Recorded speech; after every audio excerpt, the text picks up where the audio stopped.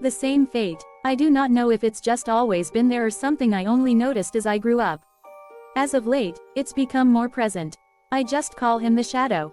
The shadow is nothing more than it sounds. A deep black figure with no distinguishing features. For a while, I would just feel his presence. I could tell by the pressure on my chest. Soon, I began to see him, just in fleeting glimpses. In the hall, through a window, or behind the tree at the edge of my drive, he would stand there motionlessly and suddenly vanish. I usually passed him off as something I imagined seeing when I was alone, unintentionally scaring myself. However, the activity began growing. Whenever I was home alone watching television, something would pound the front window with such force that the wall shook. Shortly after that, large footsteps would traipse outside the porch.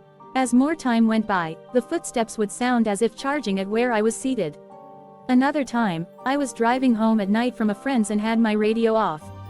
It was uncharacteristic of me, but I wanted silence as I drove.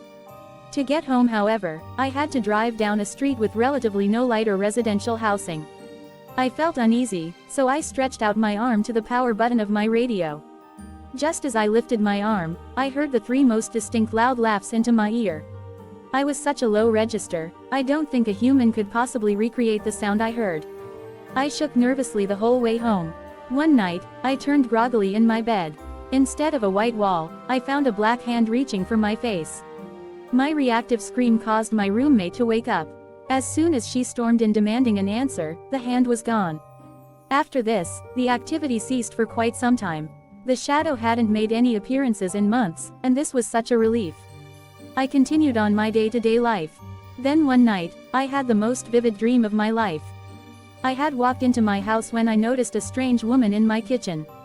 A little stocky in build and brunette curls, she appeared as no threat and her presence was surprisingly calming. She was moving around, opening cabinets and pulled out 2 china plates. She chuckled and said, "I cannot believe Cheryl still has these." This struck me as odd, even in the dream, because Cheryl is my mother's name. The woman went to put them back when she turned and saw me. Her face was ecstatic. Then it was as if my dream froze and zoomed in on her eyes. They were the brightest green I had ever seen. The dream resumed and she smiled and began handing me the china and asking how I was. Suddenly, she stopped and her eyebrow furrowed. "What's wrong?" I asked. "Oh, the darkness," she said. "It's back." I didn't understand what she meant until a whirlwind appeared before us. A dark figure was slowly coming into shape. I woke up before I could see what it was. The next day I was supposed to visit my cousin, who I'm very close with. Throughout the day, I couldn't shake my dream off of my mind. I decided to tell her, hoping maybe it would ease my anxiety. "What did she look like?" she asked. I described her in full detail, hair to outfit to the bright green eyes. Her mouth dropped slightly. "Wait here." I waited, confused at what spurred her immediate departure. She returned with a photo album. "Did she look like this?" she said, pointing to a picture. I nodded in shock. The woman from my dream was exactly as depicted in a photo album. "Who was this?" I asked. That was Anita. Everything in my dream made sense. Anita was my mother's mother who died 2 years before I was born. That china she pulled out. A wedding gift my mother refused to use but couldn't part with because Anita had given it to them. But why the darkness? My cousin explained that years ago, after Anita had a commonly practiced bypass surgery, she began acting oddly. She would speak to someone that no one could see. She would drop to the ground crying for someone to help her get away from him. My mother and her siblings knew that something was up. All of them pleaded with my grandfather, "Please tell us what's happened to Mom." To this day, he still refuses to reveal what really happened to Anita.